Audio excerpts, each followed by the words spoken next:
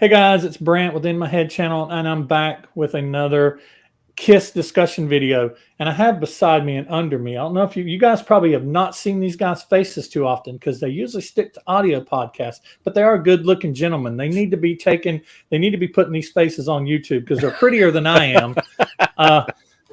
They got more hair than I do, at least. Well, I don't know about Rob. Rob's got a hat on. Oh yeah. Yeah. There you go. I shaved it just for you. All right. That's awesome. So you didn't want me to feel left out. No, I didn't. Not at all. I love that. These guys are from Right Between the Eyes podcast, and I'll let them give all their handles and everything and names and everything later because we're going to be talking for just a few little bit about Kiss. We're going to talk about our origin stories. We're going to talk about how we got into doing these things that we do with the and you guys know a lot of my story, so I want you to meet these guys. I'm going to let them introduce themselves, and I'm going to let them start off talking about how they got into doing what they do and just get to know them a little better. And then towards the end, we're going to they'll let them give out all their Twitter and social media stuff like that so you guys can find them, because you definitely need to find them. I follow them, they follow me, and need to find them and check them. Definitely check them out. Go back through. I've been listening to them on Spotify. I've been binging them for the last week. Went all the way back to their first episode, and I just got up to not their most recent episode, but a more recent episode. I think it was done back in March or something like that. So, but I'm not going to stop until I catch up. So you got to stay just ahead. Yeah, so these are the guys from Right Between the Eyes podcast, and I guess I'll start with just going to my right here with Nick Jr. and Nikko. Now, y'all are father-son, right? Yeah, that is correct. Right. Yes. Right, so tell the viewers about the son, in case anybody was curious. In case you didn't realize I'm the son. Yeah. We talk about how we started podcasting. Yeah. Not even related to Kiss, right? How we even started doing everything. How you got into it, yeah, and then how you got into doing it with Kiss. It really started with another podcast that my son and I do with our good friend Nick Zednick, his good friend.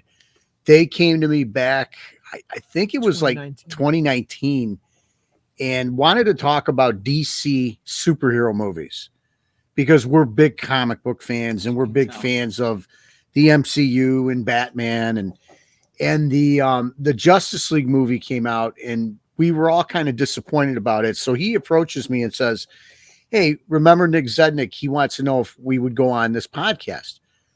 To make a long story short, we started it. We were doing it with a cell phone in the storage facility of an office space that I was renting at the time.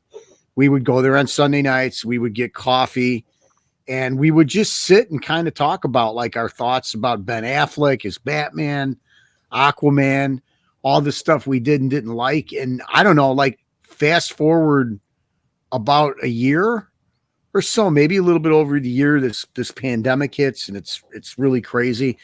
We're doing this podcast. We wind up meeting, as you well know, you meet a lot of great people in the podcast community. Mm-hmm. So I'm going to let you tell the story, and this way I don't talk all the time, how we met the gentleman below us. But essentially, we're superhero podcasting, meeting a bunch of people, and always in the back of my mind, I think somewhere I was hoping to do a music podcast, but we'll go ahead and take over. Yeah, then around it was like a year and a half ago. I think it was the fall of 2020, 2021. I don't know years anymore. It's all blur when it comes to pandemic. But we were doing a show with a bunch of people on a different podcast network about this comic book that came out. It was a big deal, called The Three Jokers, and I happened to be wearing a Dress to Kill shirt on this because I'm like, okay, it's got like the white makeup, it fits the aesthetic. And Rob was on that show, and we haven't known Rob yet, but I think Zeddy, our other co-host, knew about your podcast before we did. Yeah. And I think shouted you out before, but then you just flat out sent that DM, and then I'll let you take it from here because you slid into the DMs. Rob. I slid into the DMs. You got to watch Rob. You got to watch Rob. You know, he'll slide in. You got to watch when those guys go sliding into the DMs now. That's right. That's right. It'll be an audio explosion for your ears. Before I dovetail into theirs, mine started about 8 years ago doing a comic book podcast. Robin for Batman and Robin's my favorite superhero. So we started doing one for the BatmanUniverse.net and just all about Tim Drake, the third Robin, not to get all geeky. But so that was going on for a while. And then, fast forward about 8 years, we have 139, 140 episodes. So this all converges with this Batman 3 Joker story, because like you said, of all of us podcasters getting together, like, hey, let's all talk about this big event for comic books. It was pretty good. So just like a setup like this is 8 screens, the Brady Bunch is going on, and we're all talking about this book. And I can't take my eyes off of the Caruso screen, because like Nikko said, he's wearing a Dress to Kill shirt. Like all of a sudden, like Batman starts leaving my mind. I'm going, that guy's probably a poser. He probably can't name one song. Now you think, he probably went to Hot Topic and bought a Dress to Kill. People do, because that's what people do. The Metallica shirts, Motley Crue, absolutely. So I wanted to test it, just more of like, well, he's got to be a Kiss fan. His father's right there. He wouldn't let him wear a shirt and not know the band. So I sent a DM while this is going on, like, hey, I like your shirt. And all of a sudden this Kiss conversation started while we're doing this Batman thing. So like the question comes around. I think there's one time I get asked a question, I'm going to be like, oh yeah. So Batman was really, so that's kind of how that started. I found their podcast through Zeddy had liked my show, Robin Everyone Loves the Drake. And so I started listening to Vigilante 1939 at the Justice League. So I sent them that first message. And after this Batman show is over, we were getting close. I'm going to say a bad word in the Kiss community. Kiss 2020 goodbye was approaching. And we were like, hey, are you guys going to words? Yeah. So you just lost a whole bunch of subscribers. So we were kind of like, hey, are you going to watch this thing? So we watched it and then decided, let's do this little one-off thing. So the three of us got together and did this one-off podcast, kind of doing a whole condensed, like, how did you find Kiss? What did we think of the 2020 show? And it was over and it was done. And I was like, that was a lot of fun. And I was talking to my wife about it for a week or so. And she's like, why don't you just do that show? I was like, I don't know if they would want to. And we started this, relationship, if you will, for, 3 or 4 months, figuring out what's the name going to be. What are we going to do? And Nikko was doing a really good job of, like, as we were coming up with the name, he started journaling all of the stuff, songs, a possible, names for the podcast. And we treated the podcast launching as if we were a band. We did little teasers on Twitter, cool. With no followers, just with no followers. Yeah, it was awesome. It was other than the three of us, like, oh, I'll like it, you like it. Retweeting. So that's kind of, how mine started. We all kind of started with this superhero thing and found out between the three of us that we have this passion for music, and it just kind of grew from there. And before we knew it, we just celebrated a year a few months ago. Yeah. And, so here we are. It's history. Yeah, I think I'm coming up on your year anniversary. Like I said, I'm up to March of this year.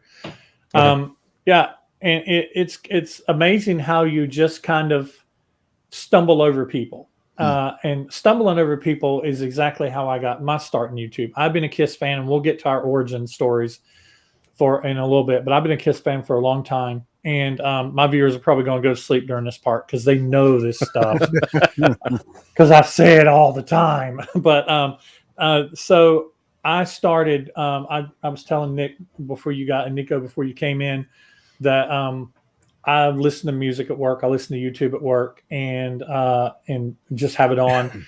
And a lot of times, whenever I have a playlist, but one particular day, I guess I wasn't listening to a playlist.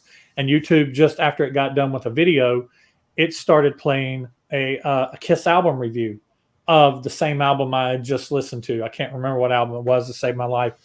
But it was this guy named Ralph Vieira, and his channel is called Almost Human, and he's been around forever. His channel's been around for like 10 years. And he lives in South Florida. And so I was like, oh, this guy's reviewing Kiss albums. And so I went and, of course, I stalked and I looked and I was like, wow, he has reviewed every Kiss album. So I went back to his earliest videos and started watching, going up through. And I got about halfway through and I'm like, I think I could do this. I've been a drummer since I was 7 years old, playing along to Elvis. I was a huge Elvis fan when I was a kid, still am. And I've played drums since I was 7. I've played in bands. I've recorded bands. I've mixed bands, produced bands. I used to have a production company recording bands live and video and editing. And so I was real familiar. I used to work in the motion picture industry for about 4 years back in the early 90s. And so I was really good at editing, mixing, and all this stuff. And it was kind of like a hobby, kind of just fun thing to do. And I was like, what if I can take something I really love to do and talk about a band that I really love? And so I created this channel. And the funny thing is, even though the channel is named In My Head, and it is named after the Gene Simmons song off of Carnival Souls, one of the reasons when I named it that, it was like, I want this channel to be about whatever is in my head. And so in the very beginning, I was doing because I'm really big into paranormal stuff. So I have paranormal videos, I have cooking videos, I have fix-it videos, because I am the handyman around the house. We do videos. My wife, I bought her a Challenger for our 20th anniversary. So we've been modding that. So I've got some videos on my channel about modding that.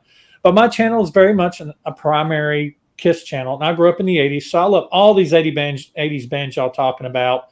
Dokken, Twisted Sister, all these bands, Night Ranger, all these bands y'all talking about, Def Leppard. And I do have some series in that where I went through ranking the tracks and stuff like that. But I started with, I'm going to, I wanted to do all these other things, but I really didn't have anything paranormal to make a video about. I really didn't have anything to fix.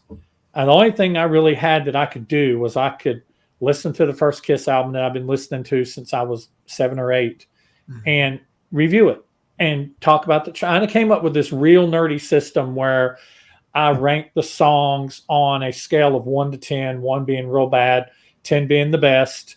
And then at the end, I would say, okay, that's a total score of 70, and 7 divided by 10 tracks is 7. So this album as a whole has a score of 7. And then I ranked and then I started keeping up with them. If you go back and watch some of my other videos where I'm doing that, you'll see at the end where I have them stacked up, and this album scored a 6.75 and this one scored a 6.25.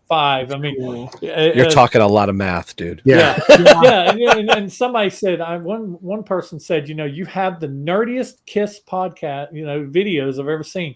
And so when I re-review them, it's not going to be quite that technical. It's just going to be kind of not stealing from you guys a little bit, but just kind of being like, hey, these are the songs I like. This is my favorite song on this album. And if I was to put this song on a greatest hits album, or if I could put a song off this album on a greatest hits album or on a playlist, it would be this song.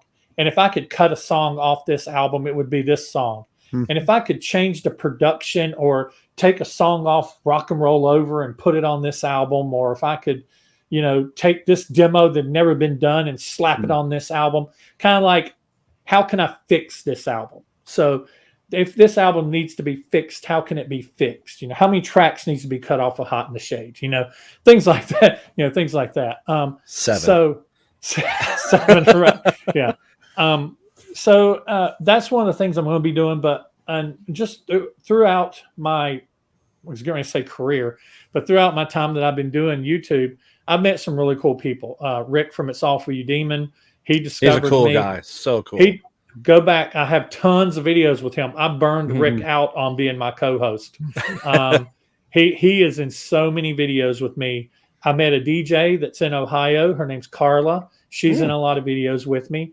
And my community, they wanted to really interact with me. So what I started doing was what I call the Panel Has Spoken videos, where I put out surveys. I use SurveyMonkey, and I put out surveys, and I let them vote. I let them become a part of the show.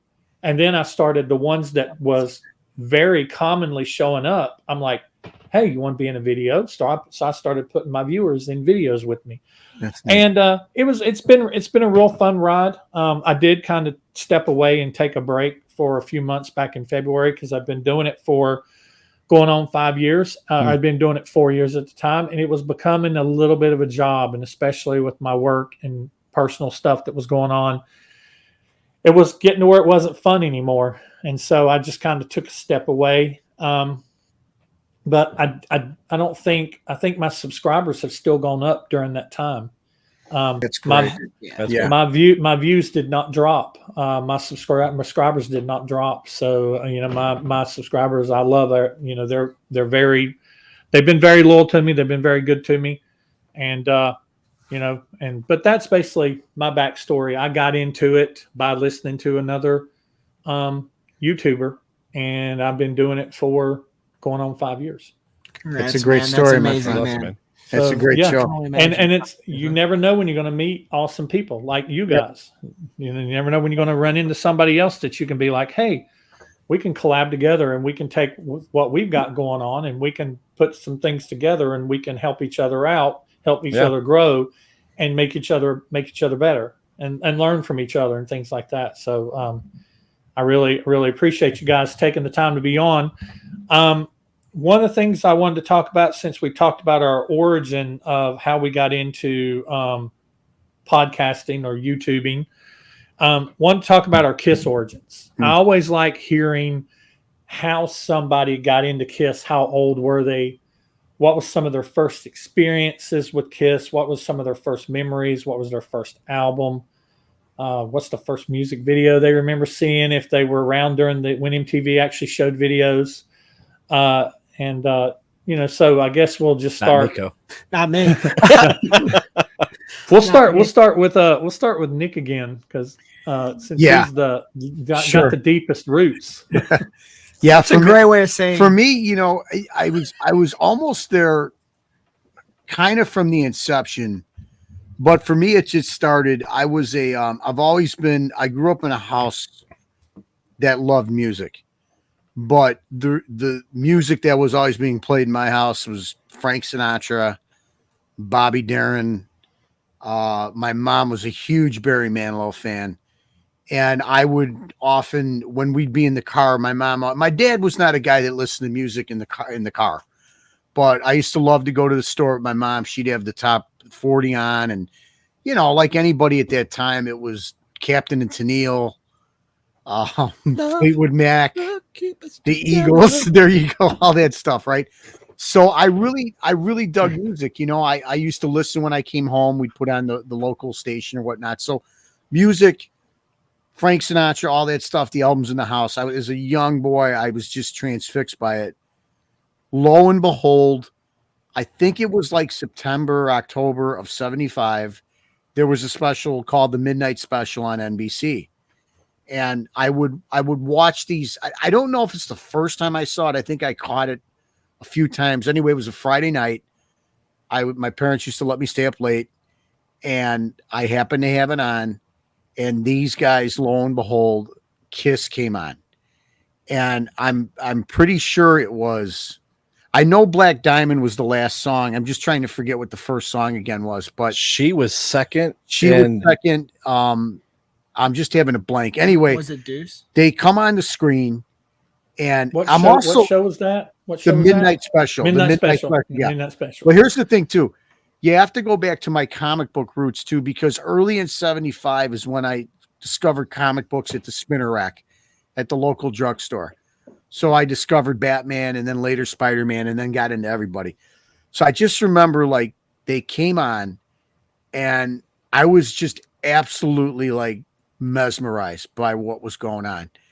There were these 4 characters on stage, just like looked like real life superheroes to me, right?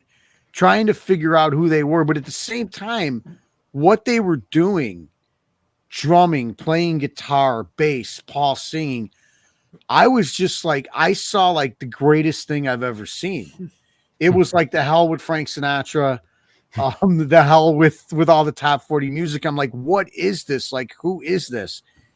And, they broke, and then they came back, and I'll never forget the Black Diamond clip, because that thing was absolutely crazy how Peter started throwing the drums at the end of it. Mm-hmm. And, Peter singing, Paul singing, Gene singing, and then you have Ace, who was just like on fire, just shredding through the guitar. So that moment is why I'm here talking to you right now. It was unlike, it's just one of those moments, you know, I know people talk about like how they remember when the Beatles were on the Ed Sullivan Show or when Elvis was on the show, you know, like just like moments in time like that. And, you know, we got to go back now. I'm 10 years old. I don't really know like how I even discovered their name. I think I begged my mom, and I think she found the TV guide, and she's like, it must be this group Kiss. We had a record store that was approachable by bike in the neighborhood. And I remember writing down there, and the first album I got was Alive. And just like putting that midnight special together with a couple months later, when I got the album, just opening the album, the gatefold album, reading the notes, going then to the drugstore. And while I was also still collecting comics, I was finding Cream magazine and Hit Parader and just buying everything that I could. And it really became an obsession for me and started me on the journey of discovering not only Kiss, but rock and roll. And awesome. It's really, you know, like I think back about it, and it's just like, it was just one of those moments that hits you in life. Like first time you have ice cream or, you know, something like that, where I was just like, I'm going to be their biggest fan. All right. What about you, Nikko? And you are. What's cool is, so obviously for me, it's different because I wasn't around for any of this, which, you know, but I wish I was. For me, it was, like father, like son. I feel like you gravitate towards the interests of your parents a lot, and that's how all this comic book stuff first started, and Star Wars. And really my first love from you was Star Wars. And then when it came to music, it was really Bon Jovi and the Goo Goo Dolls were the first two bands that I got into with songs like It's My Life, and I believe Broadway was the Goo Goo Dolls songs. So those two songs were what kind of got me into rock and got me into music. And then I found a lot of different bands, and Kiss is the one that you never forced on me, but I would see like when Rock the Nation came out in 2004, I was like 8. I saw you were playing it, and they were kind of creepy to me, but also kind of interesting to me because sometimes we're fascinated by the weird, you know. And it wasn't until about, you never really forced Kiss on me. You always just had the stuff. You had the figures, you had some of the guitar picks that were laying around from shows when you went in the late 90s.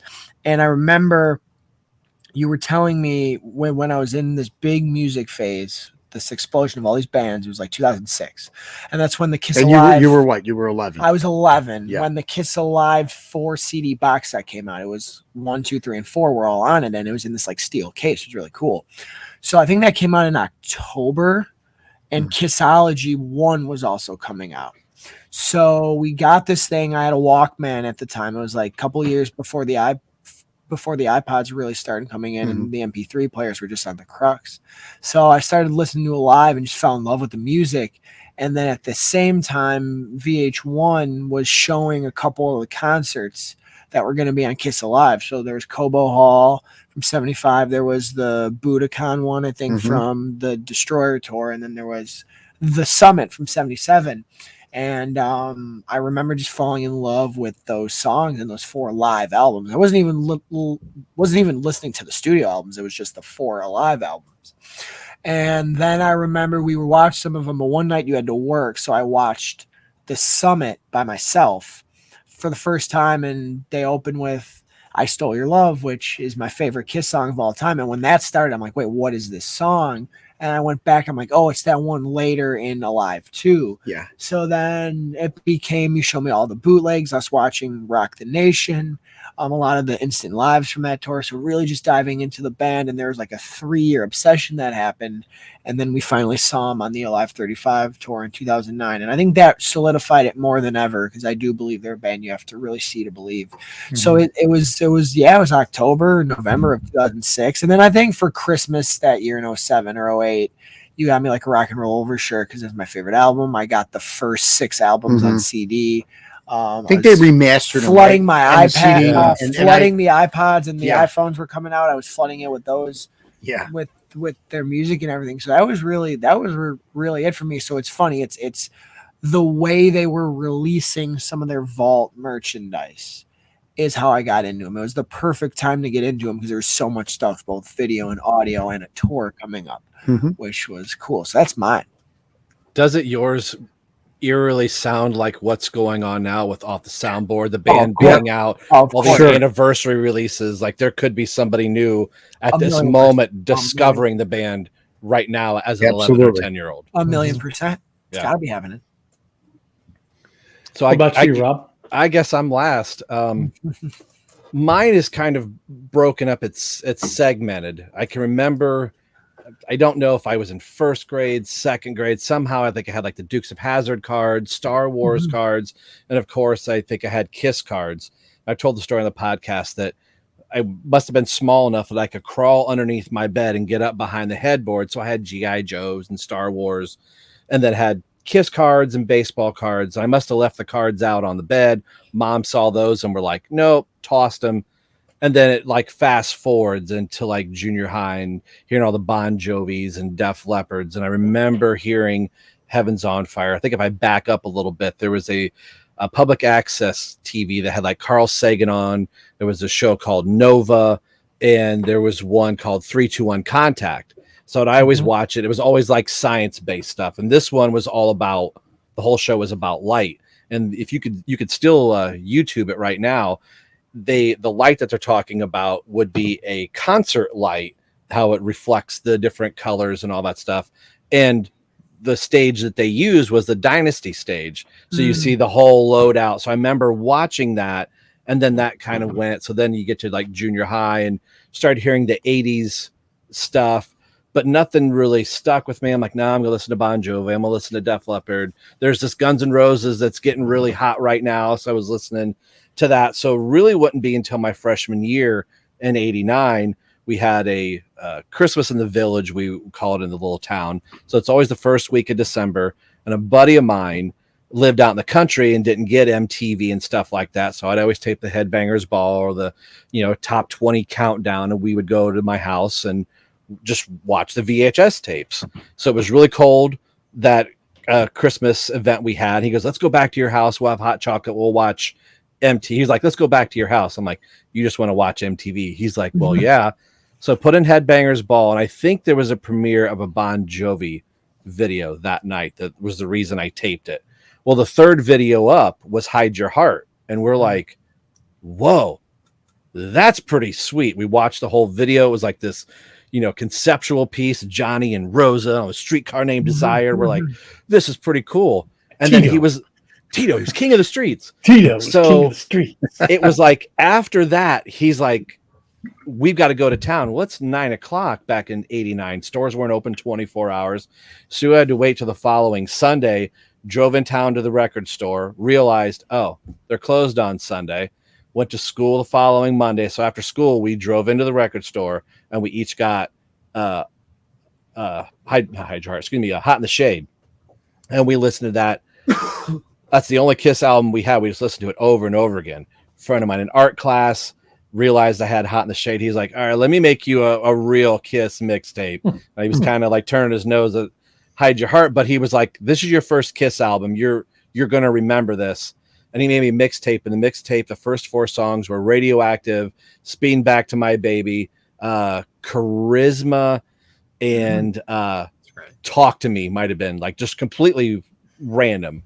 And good pick. That sucked me right in. So my best friend and I at the time, we were like, okay, I got this album. Oh, I got this album. Cool. So he would get one. He would say, hey, I got Lick It Up. So the next time I went to the store, I'd say, oh, I got Crazy Nights or whatever happened to be out. So we were making cassettes back and forth. But Hot in the Shade really solidified that this is my band. As a freshman in 1989, I remember like looking at the catalog going, man, I missed so much great stuff for so long just because my musical interest went a different direction. So much like Nick said, I became a fanatic.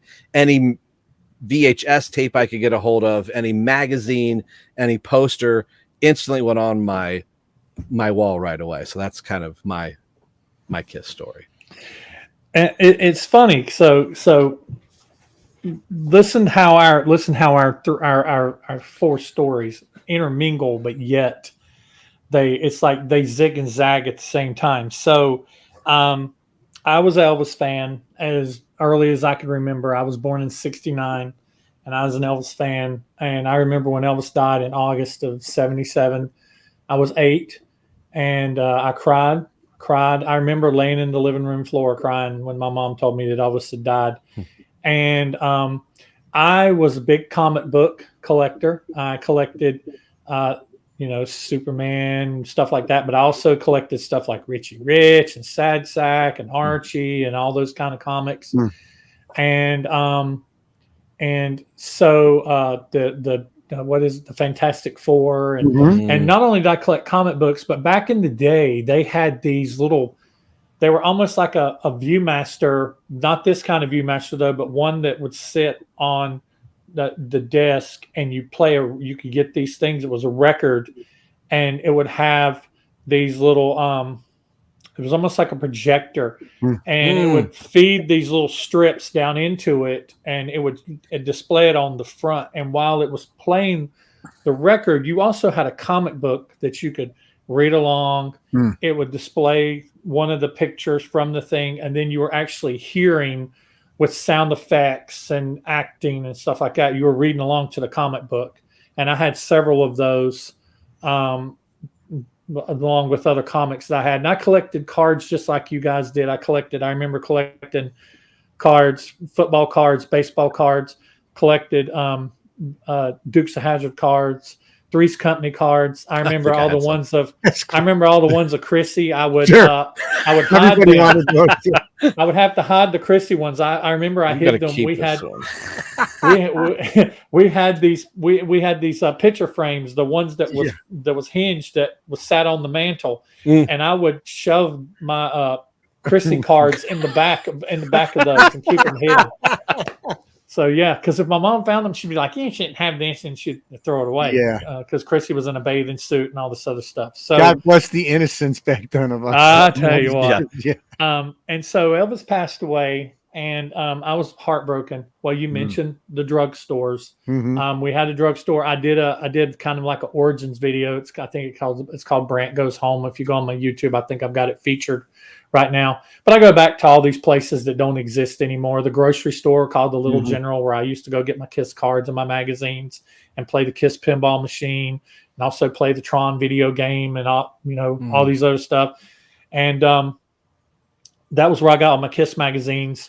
My house that I lived in at the time, and my best friend Scott, who was maybe 3 or 4 years younger than me, our windows faced each other, and our house was kind of close together. So we used to play music for each other.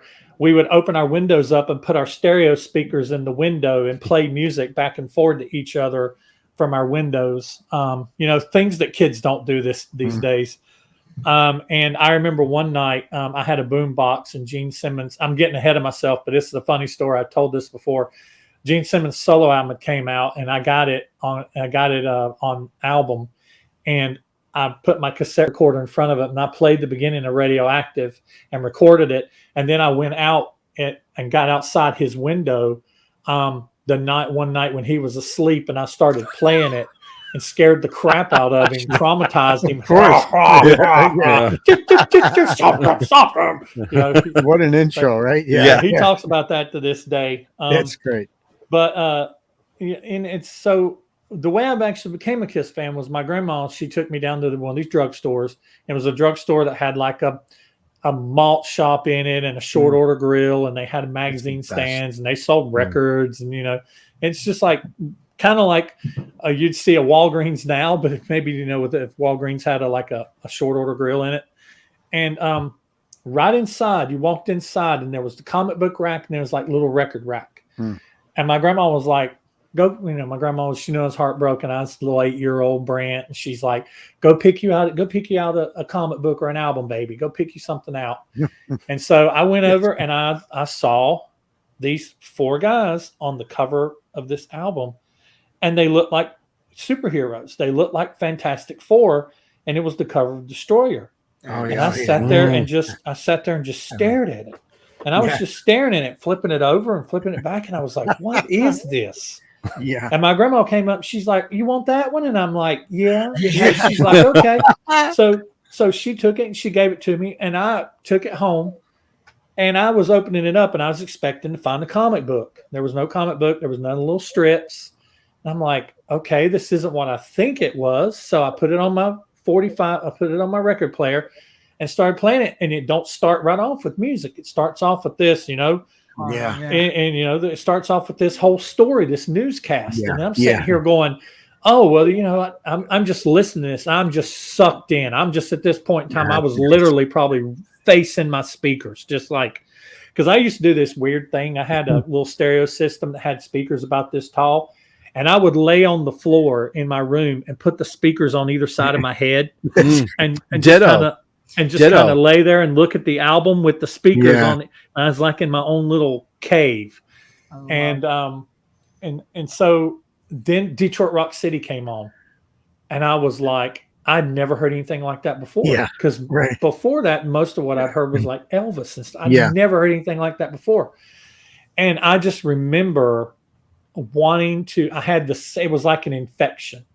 I wanted to find out everything I could about this band. And so when I realized it was a band, my mom used to take me down to this record store all the time called J. Joe's. It's not there anymore. I talk about that in my video too. It's like a bail bonds place now.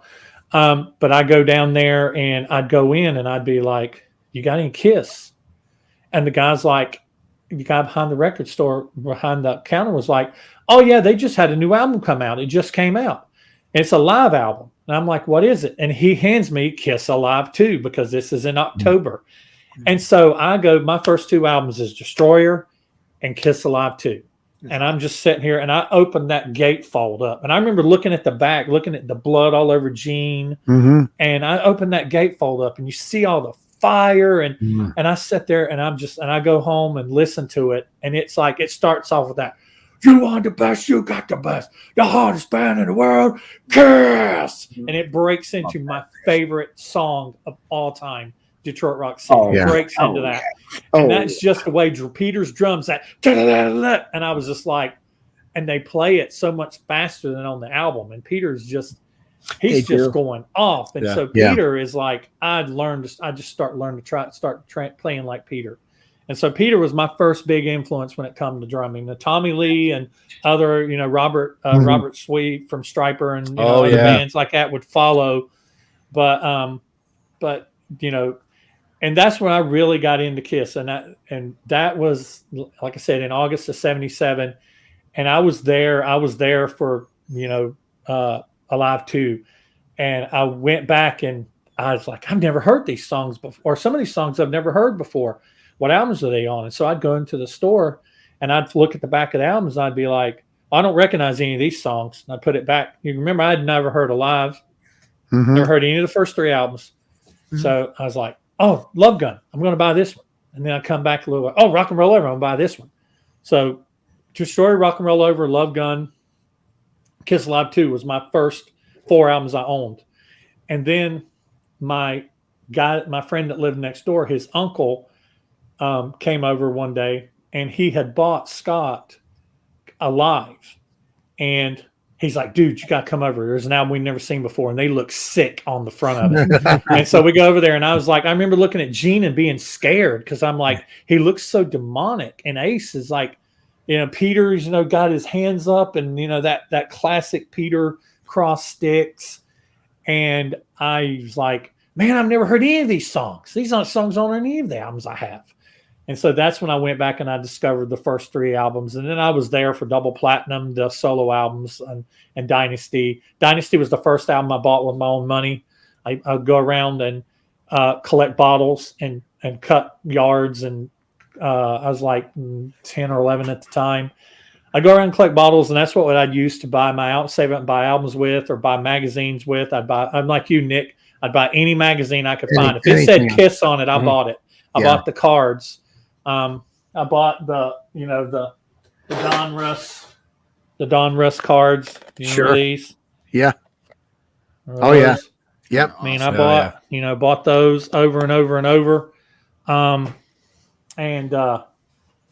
man, I was there through Dynasty, through Unmasked, through The Elder, through Creatures, Lick It Up, Animalize, Asylum, and then somewhere between Asylum and Crazy Nights, I fell off the bus. And so I was chasing after the bands I'd started listening to in the early 80s, and then these bands was coming along like Bon Jovi, Motley Crue, Dokken, Warrant, Rat, Guns N' Roses, just these big bands. And it was a wow. As a matter of fact, if you go back and watch my reviews, I didn't buy Crazy Nights until it came time to review it. And I still don't own a copy of Hot in the Shade. What? I don't own a copy of Hot in the Shade. I'm getting ready to correct that because I actually just ordered a blue vinyl copy of it. Oh, there it is. But I'm correcting that.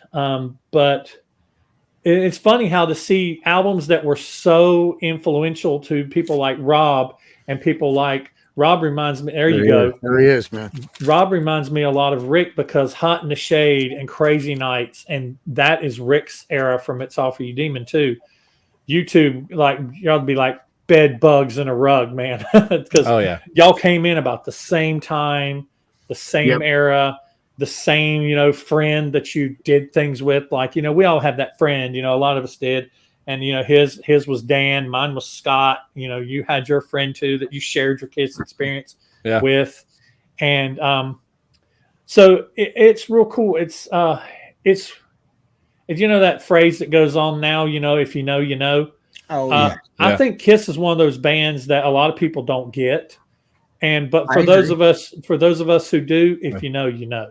It's just like seeing Nikko's shirt, like instantly. It's, I was poking a little fun. Like you would see that somebody's more wearing a Zeppelin shirt. You're like, all right, but Kiss seems to be something very specific to people that like, I'm wearing this Kiss shirt because it's not something that is the flavor of the month. So I kind of knew he's wearing that shirt for a reason. There's right.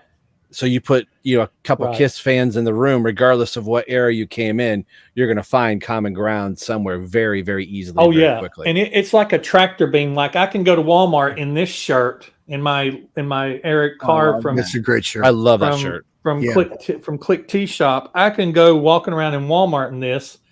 And most of the time I just get people, they look at my shirt and they go like, okay, And then you'll see a guy from like 30 yards away, and it's like, And then the next thing your eyes lock, and then the next thing you know, you're standing in line, and you stand in line, and you hear from behind you, "Hey, I like your shirt. Yeah, I'm a big Eric Carr fan too. I think Eric Carr was great." And it's just like, and that's when your wife goes, "Oh, we're gonna be here a while." There's something about Kiss fans. We talk about this all the time. Yeah.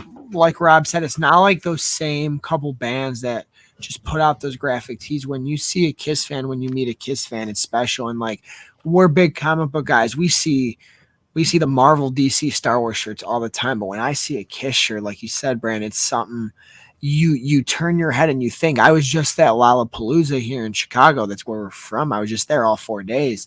And the whole weekend, I saw about 5 Kiss shirts. And I was like, I was like a hawk, even talked to a couple of the people and they were fans. They didn't just have them. It was crazy how that happens. And there's something about the band. You're right. A lot of people don't get them, but when you do, you do. Because there's something about them. And it's funny how they're a band that when you start getting into them, there's this obsession because they're just so interesting from an aesthetic standpoint. It's almost a mystery thing. Like, how does this work? Why do they do this? Where did this come from? And it's just infection. I like how you use that word. It's like an infection, but in the best way. The interesting thing I think that works really well with this band on both eras, being a makeup or a non-makeup fan, is the question of how and why. When you were a makeup fan, like the two of you guys were, it was like, what do they look like? Why are they doing this?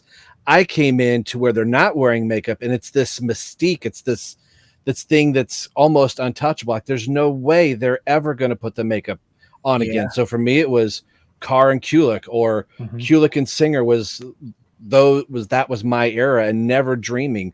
And especially hearing Gene and Paul say it's never going to happen. We're Mhm. we're never going to do it. So I think that also influenced why I liked how I view the 70s sometimes.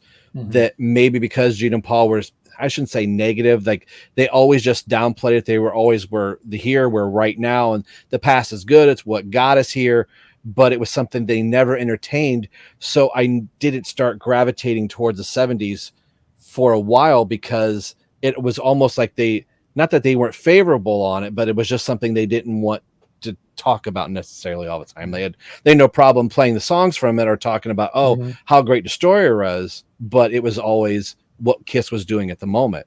So when those things finally collide, the makeup comes back on, the reunion happens, you're like, what kind of crazy alternate universe am I living in where they go from makeup, no makeup, back into makeup again? It was, I think, Mhm. for anybody that was around during that time, just kind of blew our heads wide open. Yeah. Well, and we're stepping backwards into my kind of next topic I wanted to talk about was what's you guys' favorite era, and why? And I think I'll talk first and mention mine. Mine, of course, is I have two favorite eras, but my most favorite era is the one I grew up in, and I think that's a lot of times that becomes our era, is the era that we discovered Kiss in. But I've got enough younger Kiss fans that I've talked to find out that that's not always the case. So that's why I always try to ask. That's one of the questions I always ask people. But my favorite era is probably the 70s, the early era of Kiss, from inception to about the time, maybe not even till they took the makeup off, but because I really enjoyed all the way through Animalize. Um, so I think those are all great albums. But my Kiss is what I call my Mhm. Kiss, is the original four. Mhm. Uh, but now there's other eras of Kiss that I love. My second, like nipping on the heels of that, is the Kulik Singer era, the Revenge, Carnival of Souls, that tour, that whole those two tours. But even the Hot in the Shade tour, even though I didn't own the album, I did go to the show, and the show was very good. Kiss was actually starting to swing back Mm. in a good direction, and I think Kiss was going in a really good direction. And I'm happy that reunion happened, because it's kind of one of those things that we never did think would happen. And this was still early on in internet time, so uh, it was kind of it was a big deal. I mean, if you were there when it happened, it Mhm. was a big deal that it happened, and nobody ever thought it would happen. Um, but those are my two eras Mm. that I really love the most. And the early era about Kiss, and Nick, you can Mhm. attest this too. We didn't have, like Kid Rock says, didn't have no internet, Mhm. and you got your information from the tabloids, from the magazines, and from whatever little specials you saw Mhm. on television.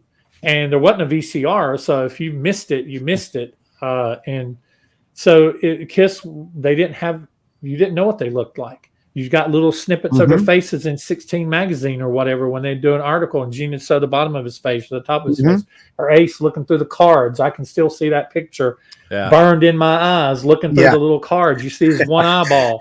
And the photos from Cream, where they've got the Yep. makeup on, and it's just like they were such a mystery. It was just, Mhm. and that was one of the things that they knew what they were doing, that keeping that mystique. They knew that Mhm. that mystique would, them being so over the top yet so unobtainable in knowing who they were and knowing what they looked like. That was part of the magic. I mean, that Mhm. was a huge part of the magic. There's no doubt, and that was Bill Coyne, I think, who you could thank for that, Oh creating yeah. creating Yeah, that mystique. But there's no doubt that the beginning was a time of innocence and just the revelation of them. But I didn't have anyone to really talk about Kiss with when I was growing up. They were still not looked on in high esteem among my classmates. Mm-hmm. I was the oldest in my family, but several of my friends had older brothers and sisters, and for some reason, they just did not think Kiss was cool. And I remember, like, really being angry and mad. I got in not really fist fights, but in some arguments as a 10, 11, 12-year-old trying to validate how cool this band was. But my favorite era of Kiss, without a doubt, was the reunion tour, because I did not get a chance to see them live in the 70s at all. My parents just wouldn't take me. My dad was never going to take me. My mother regrets to this day that she didn't, because they came to the Chicago Stadium, which was the one real time I think I was going to see him. It was 78. It was from the Alive 2 tour. And she just wouldn't go with me. I asked her, I begged her. I had no one else to go with. And she's like, I can't get tickets. It just, I was extremely disappointed. So I had fallen out with Kiss when Peter left. And then when Ace left, I had now evolved to Van Halen, to a lot of AC/DC. I was getting into a lot of the melodic rock, the Journeys, Styx, REO Speedwagon, everything that was pumping through the radio, Rush. So somewhere around, and I knew the 80s songs and I saw the videos, and part of me thought that some of the music was good, but the videos looked cheesy. I thought they looked cheesy. Somewhere around the MTV Unplugged, when that hit, and it hit big, I got sucked back into it a little bit because I really enjoyed what they were doing. They brought Peter and Ace back. And then it just, the one thing I never thought would happen was the reunion tour. So at this point, I'm 30 years old. You know, I was running a nightclub downtown in the city of Chicago. My wife was pregnant with Nick. He was born in November of 95. And they announced this thing in the tickets or whatnot. And it was like on a turn of a dime, my obsession came completely back. And I'm like, I'm going to have a chance to see these guys. And I took full advantage of it. I think I saw 7 or 8 shows on the reunion tour. I went to Milwaukee, Indianapolis, Peoria. I saw all the 3 shows in Chicago. And it was just like, I always call it my concert odyssey of a lifetime, because it was everything that, like, it was a validation to me that they were everything that I thought they were when I was a young kid growing up and watching them from afar, reading them, looking through magazine pictures, fantasizing at that gatefold of Alive 2 that I could be there and I could see that fire, everything going off, and hear these songs live. And like I tell him, that opening night at the Rosemont Horizon, July 14th, 1996, I had really good seats. I was there with 7 other people. Maybe one person really cared about Kiss. The other 6 were just there. They were coworkers of mine. When that curtain fell, like there was nothing like it. It was like that midnight special moment, but it was now live. And I was going to make sure, I mean, man, I wanted to go everywhere with them. I just wanted to, like, go see every show. I wanted to travel to every city, but I had obligations. Obviously, I couldn't do that. And I didn't quite have that kind of money to be able to pull that off. But I made sure I could hit the cities that were close. I was able to convince different people to come. My wife, God bless her, who is a real trooper. She's not a huge Kiss fan, but she came to several of the shows with me. Only thing I regret is that I didn't know you. I didn't know Rob. Yeah. And I didn't have. But we were at the same show. Yeah. But didn't know each other. Crazy story. But so that for me will always be my favorite era, because it was my live introduction into them, and they did not disappoint. Now, since that reunion tour, I've seen about 20 shows. I can kind of consider myself a live expert of them since that time. Before that, I don't. But no matter what happens, that was just it was like, you know, they say, like, sometimes you meet your heroes, and while I necessarily didn't meet them, I did meet Ace at some point. But as far as the show was concerned, they delivered for me better than I could have imagined. That's cool, man. Because I've never heard that before. Just kidding. It's going to be great for the listeners. No, for me, I'm just jealous that's because I'm jealous that you all have seen that, I assume. And I didn't see those 4 guys. But for me, from like a band standpoint, it's probably like from 76 to 78, you know, because those are my 3 favorite albums. Rock and Roll Over being my favorite album, I Stole Your Love being my favorite song, The Summit being my favorite video Kiss show to exist. But for me, my favorite does fall in line with, I think, some of the newer fans do. It's the whole Alive 35 era.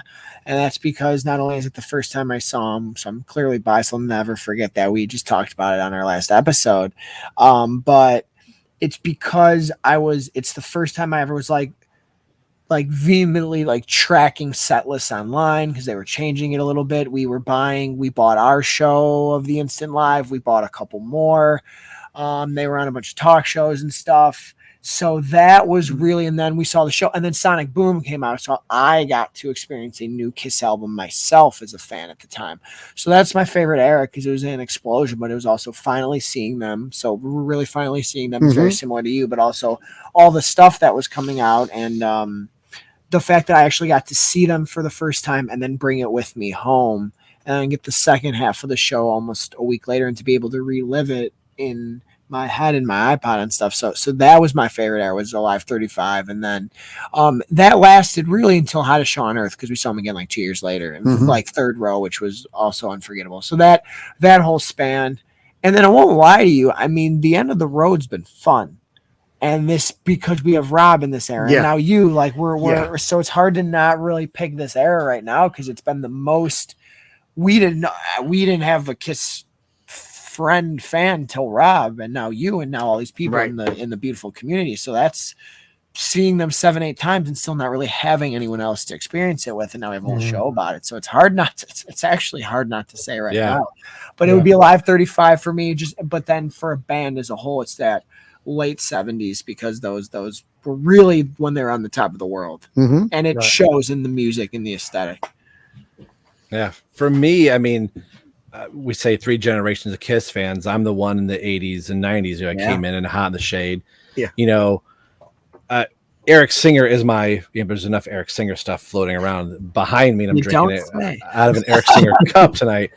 But, you know, Eric Carr was that first introduction of like, oh, he still is a favorite drummer of mine, but I felt like I got to be with him about this much. And then unfortunately, you know, he was taken from us. So I was just getting into drumming at that time, and I remember flipping through, you know, Modern Drummer magazine and seeing, which, you know, that's right up here, Eric Singer's first introduction into that.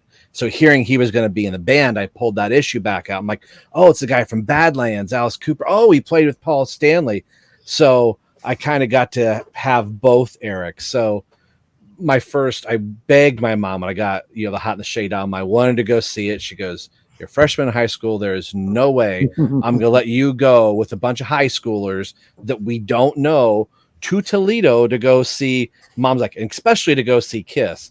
So when exactly. So when Revenge rolled around, now I'm a senior in high school, and I'm like, I'm going to this show. So my best friend and I, who, you know, we discovered through this 5-year journey, when Creatures of the Night started, like, our jaws just dropped. Like, we can't believe there's Gene, Paul, Bruce, and, you know, the new blonde drummer in the band. It just blew us away. So I'd be lying if I said the Hot in the Shade, Carnival of Souls, MTV Unplugged era is my favorite. But I felt as quickly as we became fans, I felt like I had 2 losses, you know, the loss of Eric Carr and then the reunion. I remember sitting in Tiger Stadium going, I wish Eric and Bruce were here. I remember saying that out loud and going, you know, here's Ace and Peter. But man, as soon as Deuce started, I was like, holy crap. You could just see the sea of people.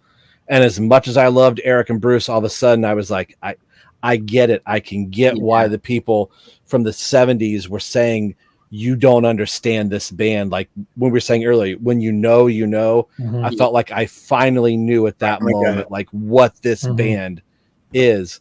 And just top it with, you know, Nikko said, as much people like, oh, they're playing Say Yeah and, you know, Do You Love Me and Shout It Out Loud again. I've seen the same show 4 times. Having our show, meeting other Kiss podcasters, I've got to throw the End of the Road in because it's that it's that last ride, even though Gene's like, we're going to do 100 more dates. And so that's a whole nother stuff. that's a whole nother thing, but you know, whole nother thing. And then, you know, getting married. A never ending end of the road. Yeah. Never taking my ends. wife to The road never ends. You know, Alive 35, seeing the final show at Cobo Hall and going, wow, Kiss Cobo Hall was so big for them. So I also have that Alive 35 Sonic Boom in there. So, but my main era is definitely the Revenge hits era. Yeah, I didn't mention concerts I went to. So my first concert was in June of '79 was the Dynasty tour. Oh wow, wow, that's cool. I got to see the Dynasty tour, and they didn't tour the state for Unmasked, and they didn't do anything for the Elder. I did get to see Creatures before that tour. Wow. And I remember it was such low attendance. I saw them in the Charlotte Coliseum. They had a black curtain that cut off half of the Coliseum, and they didn't sell the top level, and they sold the bottom level midway. And we had originally had bottom level seats, but by the end of the show, we had made our way down to the floor because the floor wasn't full. So security acted like they didn't care. So, but I remember Ace said we saw this guy, Vinny, and we was not expecting to see Vinny. We were expecting to see Ace. And then here's this guy, Vinny, because it was early on in the tour. And then I went to, I went to the Lick It Up tour. I think I saw Lick It Up twice, and I saw Animalize twice. Lick It Up was really good. Animalize was really good. And I saw Asylum twice. And Asylum was just such a visual because they had that huge freaking Kiss logo that literally went from the bottom of the stage almost to the ceiling. It was just this huge, and I had one. That's probably one of those shows is probably one of my most memorable shows because I had entered a contest on the radio, and I had won. It was right after Polygram bought the Kiss collection, and they re-released the entire collection and so I won the entire collection, and I won press all from the first album all the way up to Asylum, and I won press passes. And I didn't know what press passes were. I thought we got in line for tickets, and we got there, and we went to the ticket window. And we're like, yeah, we're here to get our tickets. They said, we'll pick them up here. And they're like, oh, yeah, here's your press passes. And they gave us these things to go around our neck. And they're like, and you're going to go down here to this door. It says press. And we're like, okay. And it was me, and I wasn't even old enough to drive. And it was a guy that the only Kiss fan that I knew that was old enough to drive was a guy that worked with my mom named Terry. So he took me to the show. And we went down we're like, hey, they said to show you these things. They're like, okay, so you go through here. And they we were in between the barrier and the stage. Wow. Like right. Yeah, right yeah, sure. I know. Right there. We were there. Yeah. And Gene and Paul would Gene and Paul and Bruce would just come over and just like mess with us. And we had the best time. It was the closest I'd ever been. And then I didn't go. Asylum was the last tour that I went to until Hot in the Shade. I went to Hot in the Shade once. I went to the Revenge tour twice. And then I went to the reunion the first time, the reunion the second time, and then kind of the one post Psycho Circus, and then the farewell. And then and the farewell. Yep. And I enjoyed the reunion more than the farewell. Sure. They seemed tired on the farewell tour. And I knew they were already tired of each other's crap. You know, we've heard the stories by now. And spoiler alert, I have not been on not one tour. I've not been to one Kiss concert ever since. Oh, wow. Wow. Really? I've not been to any of the Alive. I didn't live. And we've been to like 90. Yeah, I've not been to. It's like I said. It's funny how our stories. It's like by the time you guys started seeing shows, I was stopping. And but if they come, I know the last time that they came through, I was like, I think my friends have talked me into it. I think I'm going to go see it and just maybe there's an outside venue here that they come to, get a seat on the lawn and just set my seat up and just sit back and just watch the show and just take it in for what it's worth. And because they're not going to be here, it's starting to, the realization is starting to hit me that they're not always going to be here. Our legends are dying left and right. And one of these days, either before one of them passes or whenever they're just ready to be done, they're not going to be here. So I think whenever they announce the next 100 dates, if they come somewhere close, maybe we might be able to hook up where we all go to a show together. I would love that. Cool. That would be I know we've talked about it. We just, unfortunately, due to COVID, we couldn't make it happen, but I that's what I want to say. Hey, I got to ask you a quick question. And I don't know if you remember or not, but when you saw the Dynasty tour, were they still doing Radioactive and Move On, or were those already dropped from the It was like the fourth date in the tour. It was early. I know they did them on the first 7 or 8 dates, and then they wound up dropping it or something like that. No, they were still doing those. So is that early enough that Peter was still doing tossing and turning? Tossing and turning. Yeah. Wow. On our just a little spoiler, but on the last show we talk about tours and fantasies, but one of my fantasies was to go back to the Dynasty tour, because it's not even that I particularly love the Dynasty album, but I love that Largo bootleg that eventually was released on Kissology, just because the opening of that show at King of the Nighttime World.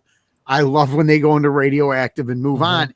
It was just so new for them and different for them, because we all know these guys, they never really do play the new songs from an album, right?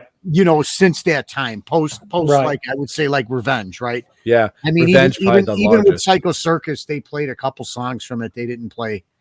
There were so many songs from that album that I thought they could have played live, but the Psycho Circus tour was basically just a reunion tour with a couple of new songs and 3D glasses. That was about it, And you want to talk about mind blown? As a kid, we had seen the pictures of Gene breathing fire. We'd seen the pictures of Gene bleeding blood down his chest or blood all over his face. We'd seen that on the live. We'd seen it in magazines. Grooves magazine has a really good picture where it's just all down his chest, just like ketchup. I used to do that. I'd get some Hunt's ketchup. I'd get a mouthful of Hunt's ketchup, and and I found out that if you take Hunt's ketchup and mix it with a little bit of syrup, you get a really good consistency, real close to it. You get quite the color and the consistency. But I used to do that. I was that weird ass kid that used to just I'd come out in the yard and I'd have my shirt on and other kids would be in the neighborhood.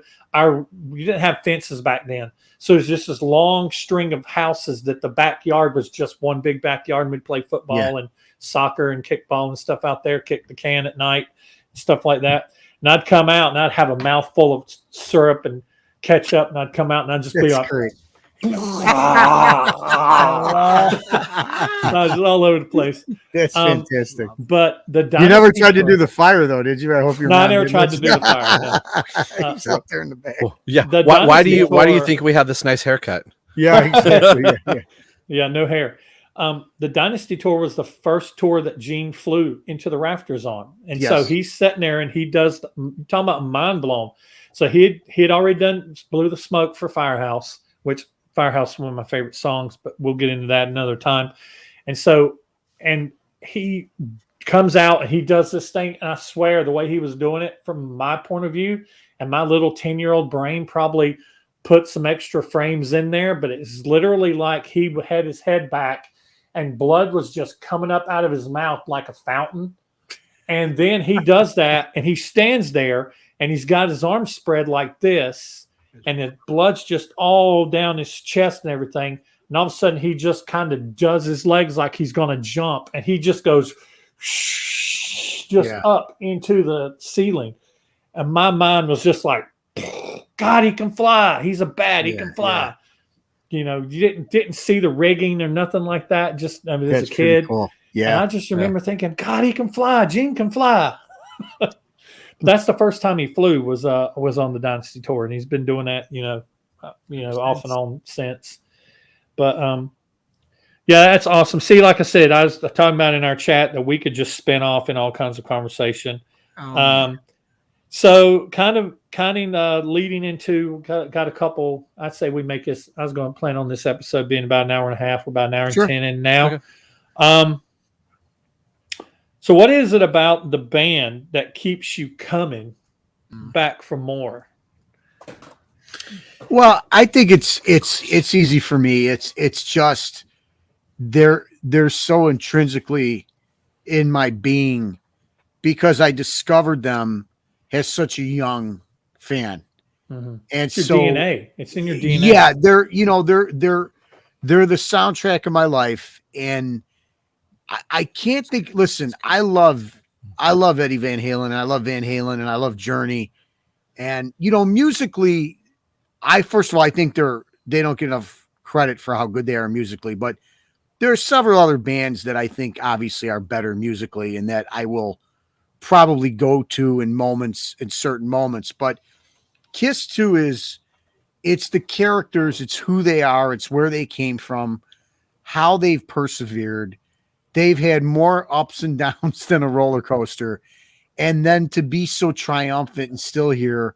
Mm-hmm. And then I always go back for more because the fact that my son became probably a bigger fan, and almost like Rob, he became a little bit more of a historian with some stuff that he educated me on. And we go to these shows and you see 3-4 generations of fans, and that's why I go back. It's just a wonderful thing to be, not to say we're members of the Kiss Army, but this community. And I know it's like everything else. If you go to certain message boards, everybody argues and fights. But generally speaking, most of us Kiss fans, whether we like Elder or hate the Elder, we're pretty solid. We're pretty tight.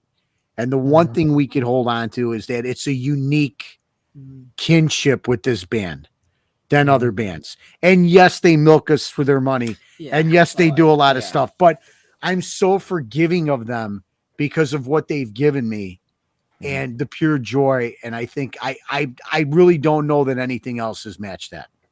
Mm-hmm. Yeah, for me, it's the relationship with him, but they just became my favorite band out of nowhere. I mean, they really did, and it's because they show you that weird's cool. There was Yeah. something about liking them that was so safe Underdog. and so different. They're like an underdog story. There's no one else like them, and yeah, I think they're just effing cool to me, man. Like it's and seeing the shows are still the best shows I've ever been to. I'll say is every single Kiss show over every other concert I've ever been to. And I've seen some legendary ones, but it's just this different experience. It's because it's one of a kind, and it's because it'll never happen again. Mm-hmm. It's because you'll never see a band or an artist, I think, that matches I them, don't in think my so, opinion. man. Like, Yeah.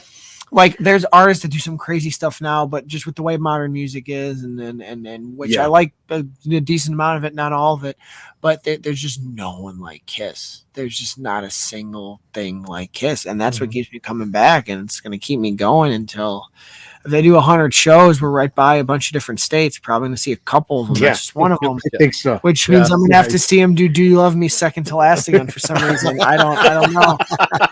Sat through that 4 times. I'm gonna have to do it again. But when I'm there, it's dope. When I'm not, I'm like, come on, man. So, but I'm gonna do it. I'm gonna be there. So it's really that for me. And the shows, the podcast now with Rob has been a really amazing, without like a a triple. doubt.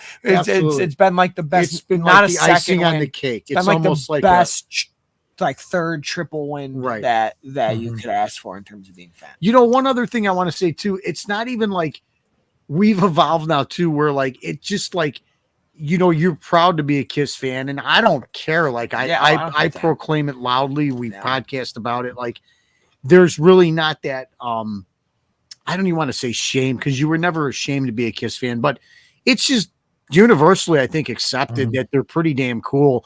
Even if people don't care for them and like them, they don't really jump on them or criticize them like they used to, Yeah. It just seems like it's a cool thing, because you have to recognize the longevity of them, and not to pay respect to them is just being kind of tone deaf and being ignorant. And I think even the very people that can't stand Kiss have to understand that they are a major force, a legacy, a group that's legends in their own times, and they have had an impact on rock and roll. I don't care. Yeah. I don't Yeah. care what I don't care what anybody says, you know. Yeah. And I think for me, I think it goes to where some people will go, oh, Kiss is chasing a trend. They were trying to sound like Bon Jovi. Oh, they're trying to sound like Alice in Chains. Oh, they were trying to sound like the Bay City Rollers. That there is enough width and breadth with this band that, you know, I like AC/DC, but if you've heard one AC/DC album, you've heard all 12 of them. It's great. I like AC/DC, but there's enough diversity in the band, whether it's on purpose, whether it's planned, or we want to give the best version of Kiss that's right now. So if this is the thing that's trending now, they sometimes really good, sometimes it could be a hit or miss, but I can find songs off all the albums where I'm listening to the same band, but in some aspects I'm listening to my version of the band. I'm listening to Brant's version, Nikko's, and it's all the same. It's all interconnected. And like we said at the top of the show, you put all those people together, it's like, oh, you like the older, you like such and such. But if somebody says Kiss sucks, the entire pack will turn and go, oh, you know, we have a way of unifying with ourselves. And after that, somebody will go, yeah, I kind of like, you know, Mr. Blackwell from the Elder. Yeah. And the edges kind of get smoothed a little bit, and everybody's, you know, we are one type of thing, which, you know, I loved that Gene pulled that out at the, you know, last Kiss cruise. I'm like, that's a great, you know, some people want to dog on the song. It's fine. But just I like the message of it for Kiss fans. We are one. We're this Kiss army that's a living, breathing entity. And I think that's why with the three of us, with these last shows, I never wanted to get to a spot where I went, I didn't see him one last time. Yeah. And my wife's always like, how many one last times do you need? I always want that last opportunity. I saw them the last possible opportunity I had. And if that's 90 more shows, then I've got to work a lot more overtime, because I don't want to be fear of missing out. You know, I want to see that last show and go, man, I'm so glad I went. And I heard Do You Love Me in the same spot. That's yeah. I get reminded all the time of the things that keeps me coming back. One of the primary things that keeps me coming back is just the fact that the band Kiss is bigger than the sum of its parts. Every member that's ever been in Kiss, including Gene and Paul, the band is bigger than any collective or individual member. And so when I come in here and I look at my Donruss cards and I put the puzzle together, I read the facts on the back, or when I get out one of my magazines and I thumb through it, or when I get out one of my albums and I look at the cover, or when I just think about the solo albums. I think the solo album time is one of the most iconic times, one of the biggest merchandising times, and all the merchandise that came out of that. You know, I get online and get on Kiss Museum or get on eBay and look at stuff. And most of the time I'm disgusted by the prices, but every once in a while you run by somebody that's willing to work with you, and you end up spending $800 and getting about 10 pieces for your collection that I did the other night. Good for you. Good for you, my friend. I'll be right over. stuff that I had when I'm rebuying stuff I had when I was a kid. I've said it before, you guys haven't known me long enough, but I took real good care of my stuff. But when I divorced and was separated back in 1998, 99, I had my stuff in storage. And I got called by the storage company one day and said, hey, we got some bad news. Your unit's been broke into, and we need you to come down here and look and see if what's been lost. And, you know, you may be able to file an insurance claim or whatever. And so I go down there and I look, and 90% of the stuff that was stolen was all my Kiss stuff that was in crates. And it was all my Kiss stuff.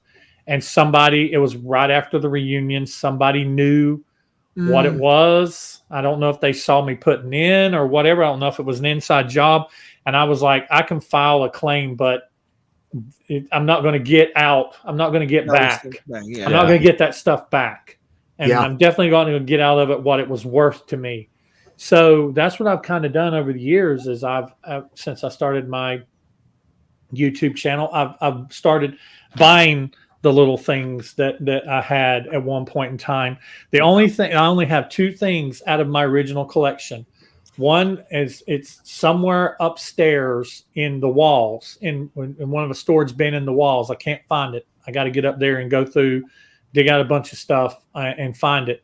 But it's my Kiss Tyvek jacket from 1978, the little Tyvek jacket with the flames on it and stuff. And my other original thing from my original collection is this. It's from 1977. It's my original Love Gun. Oh, belt buckle. That's wow. awesome. That That's I wore really, this really nice. wore this Yeah. when I was 8 years old. There you go. So these are the only things left out of my original collection is that. And so I've just been buying it, and y'all gonna love. I'm gonna make videos about the stuff when I get it in. Please. And so that person sold me about $800 worth of stuff. I got with an average of $80 a piece. Wow. And you know how Kiss stuff is these days, and none of this stuff is older. None of this stuff is newer than 79. Mm. So, and my laptop right now is sitting on top of the Destroyer box set, still in the box. The Destroyer colored vinyl still in the box. I've yet to make a video opening these yet. Rick is like, what's wrong with you, man? Why aren't you taking a day off of work? And Yeah. he's Get like, your priorities straight, dude. You've had this a week and you've not even opened it yet. And I was like, I'm getting around to it. He's like, you're driving me crazy. I'm like, I'm getting around to it.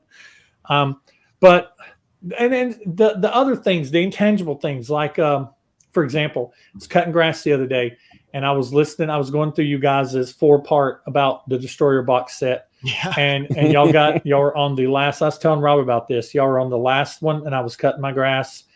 And y'all were going through the actual album. Y'all were reviewing Destroyer. And I was out there and cutting grass. And I'd not listened to Destroyer probably like throughout. I've probably not listened to it in a couple months maybe because I've just been listening to other things. I get on these little kicks. Like I'll get on like a hot face for the solo albums. And so I'll just continuously listen to the solo albums.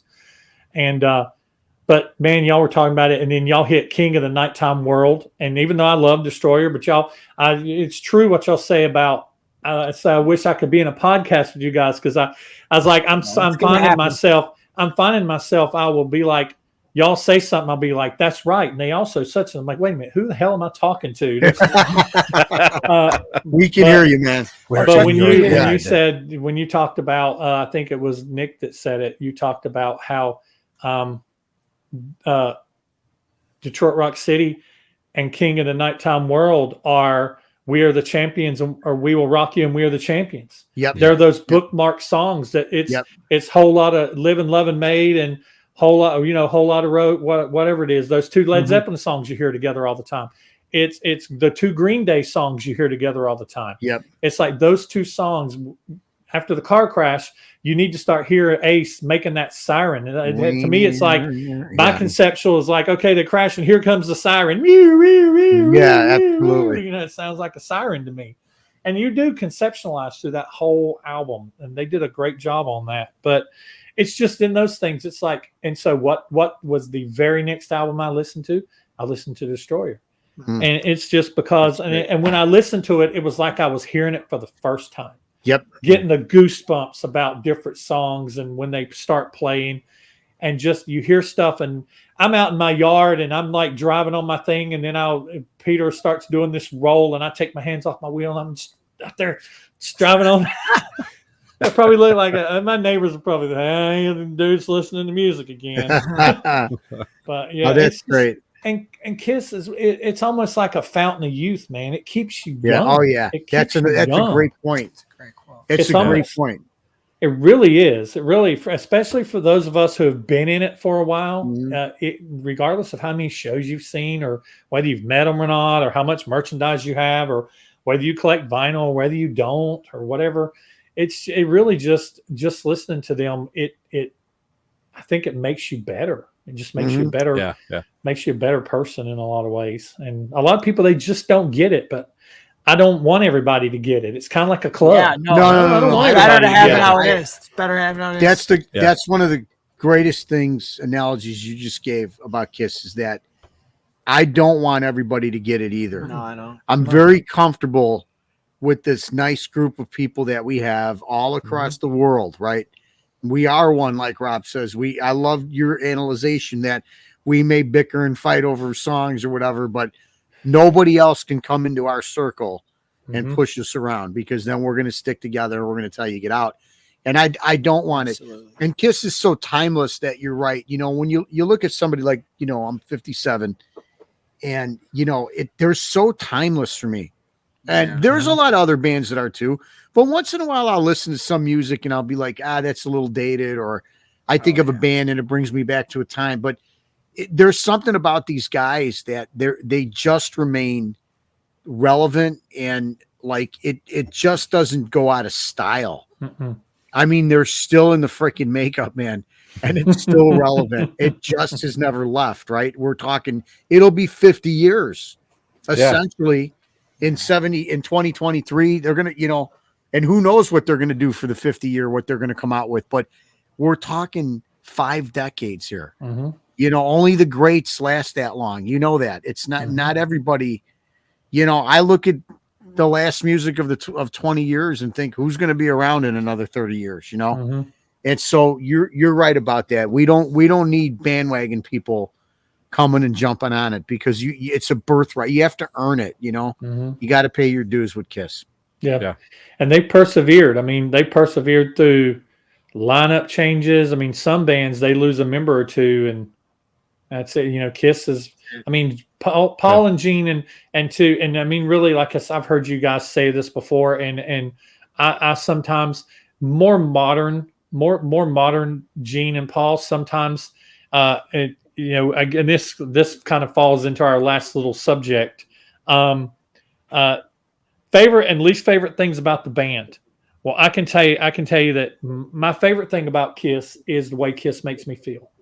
You put any of the other crap aside, and I love the way Kiss makes me feel when I think about them, when I listen to them, when I collect stuff from them, and when I buy stuff from them. I might gripe a little bit about the price every once in a while, and and I caught myself the other day. I was talking to somebody, and I almost slacked myself after I said it. I'm like, they're just putting out too much stuff too dang fast. I wish they'd slow down a little bit. And I went, wait, no, I don't want them to slow down. Yeah. That way, keep it coming. Keep it coming. Yeah. You know, we got the off the soundboards coming. We got the deluxe stuff coming. We got these box sets coming. You know, I'm excited. The news has recently broke that Alive 2 is going to get a deluxe. A colored vinyl. Absolutely. Yeah, colored vinyl. Yeah.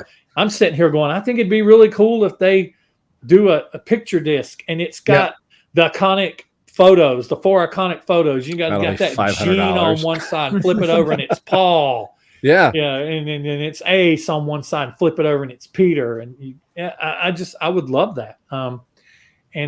But it's cool. Then we got the Creatures box set coming, and we got and at least one more, because they're going to have to put out a blue vinyl now. We got at least one more off the soundboard coming. Oh yes. So there's at least one more. So and then inside of that, we can nitpick and that's not really that greatest of a mix, and all that really don't sound good. They have bear this and bear that and everything. And those are all valid points. I listened to, I think it was Virginia Beach, and Rob doing his mixing and comparing and stuff. And you're right. There's better stuff out there. The Paris, even though I've not opened my box set yet, I've listened to everything online, streaming and everything, all the demos and stuff. And Paris is not, but at least we got it. At least we got it out. So it's just like, I'm holding my breath for the Des Moines one. Yeah. I'm holding, because that's a dream of it. That's something. Right. Well, so if you talk about we're talking about the least thing we like, right? Like, so for me, like it would only be that, because there's really, my only gripe with them would be like, you're finally releasing all this stuff, which like, I can't believe, and I'm so thankful that it's coming, and I'll take it as fast as they want to give it. My only gripe would be on the live stuff. Rob and I were big bootleg collectors, so we certainly have some things that are in better quality than some of the official stuff that they're releasing. So my only thing would be, and I don't even know if it's with Kiss, it's more with Universal, with the record company, would be, listen, this is Kiss. Now don't shortchange us. If you want to call me or you want to call, there's plenty of people we know now leaking videos. There's plenty of people they could reach out to and say, hey, we're doing a Creatures box set. We don't particularly have a good live soundboard. There's plenty of people out there that could provide them with something. And if they just spend a little bit of money mixing, tweaking, like you're an expert on that. Rob is an expert on the mixing. That's my only gripe. And I don't even think it's with the band. I really have no gripes with the band. I see both sides of the turmoil that happened with the original four. It's like anything else, right? There's somebody's side, there's another side, and the truth is always somewhere in the middle. And I think it was all meant to play out as it happened. I've got no problem with what they're doing lineup wise. My only thing is, we're going to buy all your stuff. You got us. Just go the extra little bit and give us research, give us the best you can. That's my only gripe with the band. My favorite thing about the band is the live experience and what they do for their fans in terms of everything. Because I do think it is great. I think the Kiss Army, I do think they still exist because of us. They exist for us. My least favorite thing about the band is that they haven't done "I Stole Your Love" when I'm at a show. Plain and simple. Move on. That's all I need to say. Dude, I love you, man. You're so selfish. I still won't forgive them for so changing selfish. it 6 shows before us on Alive 35. I still won't forgive that. I heard about that. That's a heartbreaker. Yeah, that was a heartbreaker. No Paul's Pizza for Nick. Man. No Paul's Pizza. No Paul's Pizza. paintings. No. He can keep doing that all he wants. Need to hear "I Stole Your Love" one day. What's your gripe? What grinds your gears, right? I don't know if I have. It's probably more like yours. When Kiss wanted to be the band that they never got to see, set the bar for your product. It felt like it took this long. Like Brent said, like don't dump it all at once, because I felt like we spent 20 years of not getting anything. Like, oh, we're not going to record an album. You spent, almost half a decade with Eric and Tommy in the band. You finally said, oh, we'll do an album. And now here we are at the end of the road. And my wife's like, how much more are they going to do? I'm like, well, this anniversary is coming out. This anniversary is coming out. But set the bar where a band, I'm just pulling the top of my head, like a Bon Jovi is going to look at Kiss and go, man, look at the box set that they're putting out. Look at the quality that they have, and all that type of stuff. So that's probably my gripe. Do end how you started. Set the bar so everybody else has to follow below. Don't do that. But I think the other thing is like a gripe is people like, oh, that's Gene and Paul doing blah blah blah. It's not. It's universal. It's really easy. Yeah. Like Gene and Paul are getting told, hey, we're going to put this out. Okay, that sounds great. They're not. They've signed the check. The likeness is done. They're not mixing anything or doing. Yeah, they're not back there. No, turn that down. I want to be louder. Yeah. So They got the money, they got the upfront dough, and they're just like signing off. I'm surprised none of you fine gentlemen mentioned Dubai. I don't want to talk Because about I don't want. That's why I don't even want to bring it up. Okay. I don't even want to bring up Dubai. I don't even know what Dubai I don't is. care. I don't care about Dubai because I watched it on the pay-per-view and I didn't get suckered into buying to purchasing all the other stuff. Where is he? Look at Brent. There and there. I've heard. So Nikko, what else do you like about Guys, it was New Year's Eve. They were texting each other, and all I know is I saw Nikko hitting some buttons on the iPad. Is there was a conversation and 2 transactions that have yet to be fulfilled. And I feel bad going, oh, he was in it for 45, and I talked him into doing, like, he's in it for deeper than I am, and I know some people earn it deeper for more than that, so we don't want to go. Oh yeah, those yeah. But I mean, my favorite thing about the band is this right here, this moment. podcasting with these gentlemen, getting the chance to meet you and the other podcasts that we've been able to associate with. And it's just this big KISS community that we wouldn't be doing this if the band hadn't existed. So if they want to do another 100 shows, I feel like I'm obliged to say thank you. Thank you for the music and the love that I have in my life, that I can pull out songs that I can play like, oh, I remember when I was here or that or doing this.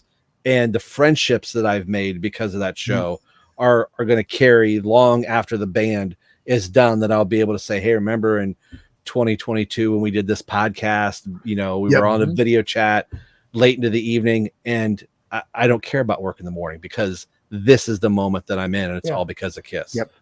Yeah, and the talisman will give us the strength to be able to do work tomorrow. So we'll be okay. Star Child. Star Child. He's still in the park. Yeah, he's still in the park. Sam? Let's go. Did we lose them? Did they go dark?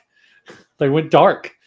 We had thunderstorms roll through our area, and I wonder if the thunderstorms just rolled through their area. Did y'all just I think it looks like they might still be there, maybe. Oh, here they are. Are they back? Let's see if they're back. Dude, I don't know what the hell happened. Hey, they're back. They're I back. think you know what happened. Ace pulled the plug. Ace pulled the plug on me. I grabbed a hold and it shocked me. So we're going through a little bit of a heat wave here today. Okay. Yeah. And I don't know what happened. We had 3 power surges, and I got worried, but everything came back on about 5 minutes ago. So we're good. Let's do that. Can you edit and do those plug? Want to do the plugs again? Yeah. We had filmed an alternate ending, but we'll use this one. We didn't want to leave you. We're like, if we can get back on, let's come back on. Just say goodbye and thank you for this wonderful evening. So you mentioned about Ace, talking about Ace pulled the plug on you. Let me tell you my Ace story real quick. So my Fraley's Comet, and then we'll do plugs, and then we'll wrap out of here. So Fraley's Comet came out in '87, and I was working at a movie theater at the time, and I was assistant manager, and I had a tendency to hire really, since I was the hiring person, I had a tendency to hire like really good looking women that were, around my age, maybe a little older. And there was 2 that worked there. There was one was named Tony Tate. I think the other one named Tracy Tony or something like that. And Ace had put out Fraley's Comet, and I loved it. Like Nikko says, I think it slaps from front to back. I love it. Rock Soldiers. Yeah. Rock Soldiers is like, it's an anthem, man. It's like, it's just awesome. And I love the Ace is back and he told you so. And I always love, he's going to have to play without an ace in his deck. He's just got so much swagger in that song. And that album is great. But Ace did a tour, and he came to a club called Cadillacs in Hickory. It was in a lot of bands came through there. LA Guns, Love Hate came through there. If you ever heard of Love Hate, let's see who else came through there. Faster Pussycat came through there. London Choir Boys came through there. Tora Tora came through there. And Ace came through there. And he had this little band opening for them before they made it big. They had just put out this little album called Pride. So he had White Lion opening for him. And so we got good tickets, or we was general admission tickets. We got there early. I always believed in getting there early. And I brought 2 of the girls that I work with me. And so, I was pimping that night. And I had on my Ace shirt, and had on my Ace solo album shirt. And so we got in, and we got like right down front. We were like right there, like at one of the stage boxes that had a monitor on it. It had a monitor on the front of it, and there was like this little space behind the monitor that was the rest of the cabinet of this box. And so White Lion came out, and they played, and they kicked butt. White Lion, I love White Lion. I love the Pride album. I love the album after that. What's the album after that? The one's got Radar Love on it. You know what I'm talking about. Yeah, I know what you're talking about. Yeah. So I love those 2 albums. And so I remember them singing Lady of the Valley. I remember Lady of the Valley Mike Tramp was standing like right there during one part where he's saying something like, I brought my fallen brother and I laid him at your feet. If you know the song, you know that lyric. Yeah. And so then Ace comes, so they play and it was great and everything. Then Ace comes out. And so Ace comes out and he leads with Rip It Out. And so he comes out and he's just playing and he's doing his solo and he comes over to the side stage. We were to the right of the stage and he comes over and he looks down. He looks me dead in the eyes and points at me and points at my shirt. And then he looks on either side of me and he takes his finger and points on either side of me and goes like that. Awesome. And so then a little while later, he kept coming over because these were good looking girls and he kept coming over to that side of the stage. And then at one point in time, he was doing a solo. I can't remember what it was, but he stepped on the other side of the monitor and was standing. And I swear I was like, I'm going to touch his foot. I'm going to touch his foot. I touched Ace's foot. Ace's foot. So, he recognized you, Ace. Awesome. Yeah, so you had the Ace seal of approval that night. That's awesome. Yeah, I got the thumbs up. You got the Ace of Spades. That's awesome. I've never met a member of KISS. Actually met them per se. That's the closest I probably got. And honestly, I'm one of those people that I think one of you mentioned in one of your podcasts. I am careful about meeting people that I hold in very high esteem. Yeah, because I don't want to catch them on a bad day and just have walk away with a sour taste in my mouth. There's somebody that I met before that I have met other people outside of KISS. There's somebody I met before that I've hold in very high regards, and I met him, and I must have met him on a bad day because he was not a very nice person. And so I'm not going to, I think I've told the story before, but I'll tell it some other time because I don't want to take up more time we got. Yeah. But I still love his music. I still buy his albums. So let's redo we'll use the alternate ending of you guys plugging. This is the alternate ending. Yeah. This is going to be the real ending. No problem. Yeah. Well, everybody could follow me at N Caruso Jr. on Twitter. You can follow me at NIKKOCARUSO. That's at Nikko Caruso on Twitter, Instagram, Letterboxd, and on TikTok at Nikko Knows Film. I do movie reviews there too. And follow the other podcasts we talked about, but go to our Twitters and you'll find everything we do there. There's way too much to plug at this moment in time. And you can follow me at Drummer Rob 10. And more importantly, you can follow our show Right Between the Eyes at RBTE Podcast. And we're on Facebook and we do a little bit on YouTube. We just interviewed Billy Baker not that long ago, who designed all of Eric's kits. So that had to be our first full-length episode. So we'll sprinkle the YouTube stuff in, periodically. So, but more on that later. But again, thanks for having us on. This has been a blast this evening. I can't tell you, can't thank you enough for having us join your community now. Thank you. Yeah. Thank you, guys. Yeah. It was like I said, I don't know if I said it earlier, but it's been an honor having you on the show. And I look forward to us being together more, you guys definitely are welcome to come back. We need to get in a little chat group. We need to get in a chat group. Absolutely. And if I tell you about something that I'm going to be doing and you guys want to jump on and do it, I will. I'm pretty flexible, especially this time of night. I'm pretty flexible and we can make it happen. And if you ever want a fourth head on your screen, just let me know and I'll be glad to talk anything KISS with you. And there they go again. All right. That's the sign. That's the sign right there. It is time to shut the lights off. And Ace is back and he told you so. That's right. Pull the plug on me. All right. Thanks, guys. Thanks Nick and Nikko. And thanks, Rob. Thanks for hanging out with me. And anytime, brother. We'll see you guys in the next video. Thanks for hanging out. Peace.